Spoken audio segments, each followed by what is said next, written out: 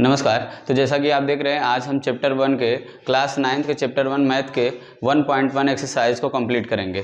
ठीक है, 1.1 में सबसे पहला क्वेश्चन पूछ रहा है कि is zero a rational number, is zero a rational number, can you right it the form of p by Q. क्या जीरो परिमेय संख्या है और आप इसे p बाई क्यू के रूप में लिख सकते हैं। तो आपका जो आंसर होगा वो होगा एस। आपका जो आंसर होगा S. S zero is a rational number, S zero is a rational number, S zero is a rational number. ऐसा क्यों भाई? जीरो रेशनल नंबर इसलिए है क्योंकि रेशनल नंबर की जो कंडीशन थी वो ये कि rational number p by q के फॉर्म में होना चाहिए, where p and q are integers. p और q क्या होना चाहिए? इंटीजर्स होना चाहिए। तो जीरो रेशनल नंबर इसलिए है, q is not equal to zero. एक कंडीशन दिया था q, p जीरो हो सकता है पर q जीरो नहीं हो सकता है, तो इसलिए हम कह सकते हैं जीरो रेशनल नंबर है क्योंकि हम जीरो को लिख सकते हैं zero by one, where p is zero, q is not equal to zero, q 1 है। तो यहाँ पर आप लिख सकते हैं कि p बाई q के रूप में हम जीरो को लिख सकते हैं, जहाँ पर जीरो बाई वन होगा रेशनल नंबर। जीरो क्या है? एक रेशनल नंबर है। जीरो एक परिमेय संख्या है जिसे हम p बाई क्यू के रूप में लिख सकते हैं, p बाई क्यू के फॉर्म में लिख सकते हैं। ठीक है, अब सेकंड क्वेश्चन की बात करते हैं। अगर सेकंड क्वेश्चन में बोल रहा है कि find the rational number between 3 and 4, find the 6 rational number between 3 and 4। 3 और 4 के बीच, 3 and 4, 3 and 4 के बीच कितने रेशनल नंबर चाहिए? 6 रेशनल नंबर चाहिए। ठीक है, 3 और 4 के बीच 6 परिमेय संख्या, 3 और 4 के बीच 6 परिमेय संख्या ज्ञात करने के लिए आपको क्या करना होगा भाई? इसके लिए एक शॉर्ट मेथड है, वो ये है, ट्रिक कहें मेथड कहें, ये वो ये है कि 3 और जो 4 है इनके बीच अगर 6 रेशनल नंबर बोलेगा, जितना बोलेगा उससे एक प्लस करना है।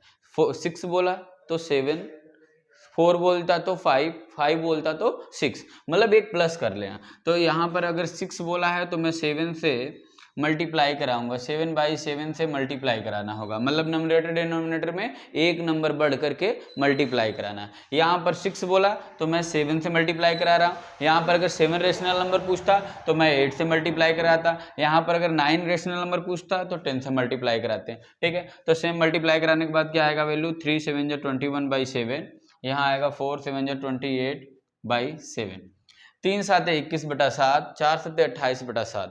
ठीक है, अब इनके बीच में आपको नंबरेटर इस अंश को बढ़ाते जाना है और डिनोमिनेटर को नहीं बढ़ाना। अंश को बढ़ाना है और हर को नहीं बढ़ाना है। तो अंश को बढ़ाइए, 21 के बाद 22/7, 23/7, 24/7, 25/7, 26/7 और 27/7।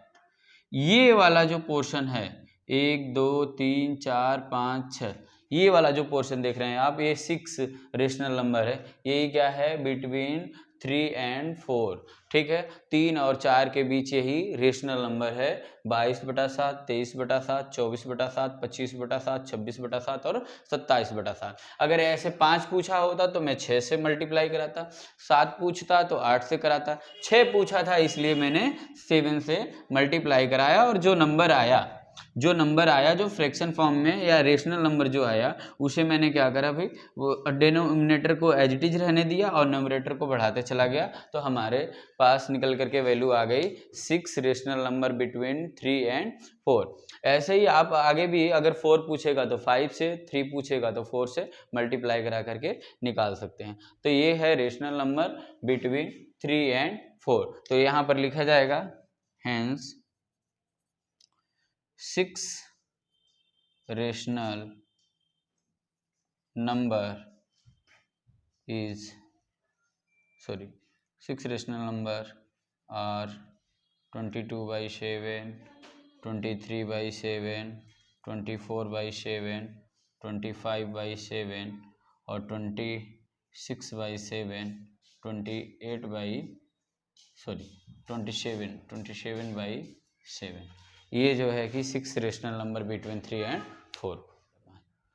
क्वेश्चन नंबर 3 बोल रहा है कि 3/5 और 4/5 के बीच 5 परमेय संख्या 3/5 और 4/5 के बीच 5 रेशनल नंबर। तो यहाँ पर मैं लिख लेता हूँ 3/5 और यहाँ पर लिख लेते हैं 4/5 के बीच 5 रेशनल नंबर फाइंड करना है। जब आपको 5 रेशनल नंबर की बात करेगा तो फ्रैक्शन फॉर्म में एक चीज़ आसान सा मेथड याद रखें, 5 बोले 6 बोले 7 बोले, आपको हमेशा 10 से मल्टीप्लाई कराएं। आप हमेशा नंबरेटर अंश और हर दोनों में 10 से गुणा कराएं।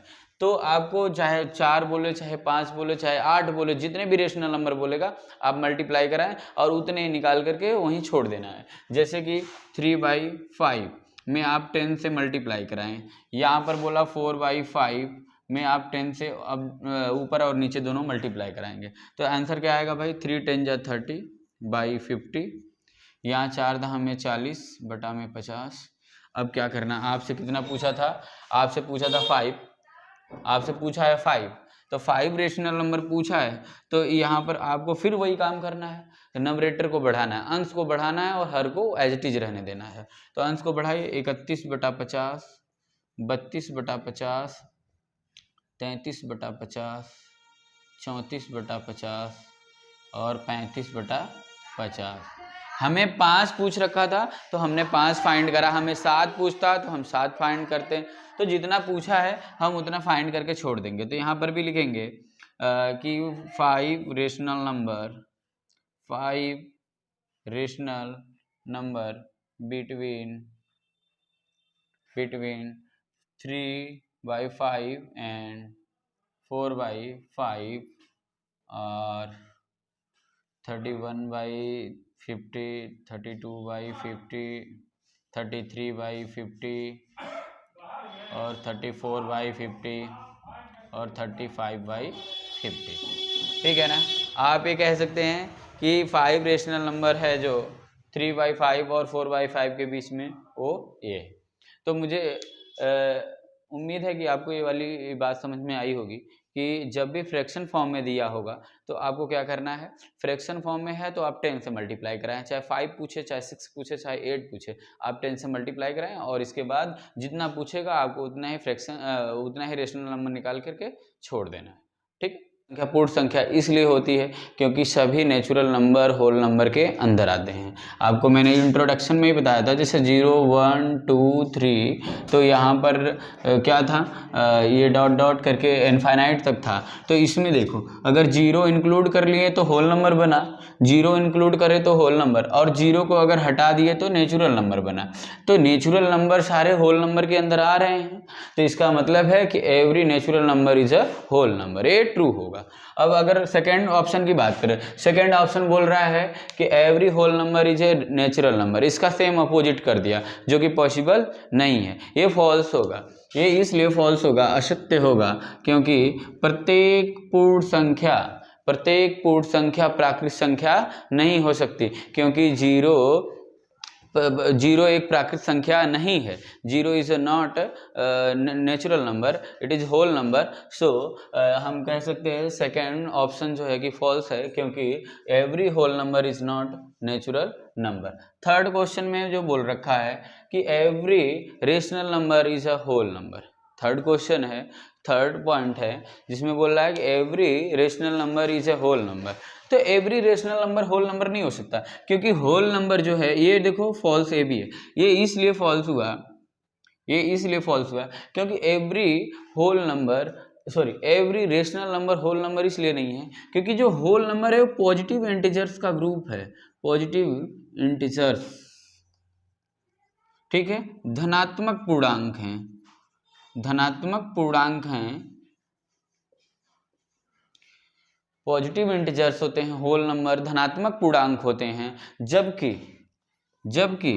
जबकि रेशनल नंबर नेगेटिव इंटीजर्स भी हो सकते हैं और पॉजिटिव भी हो सकते हैं।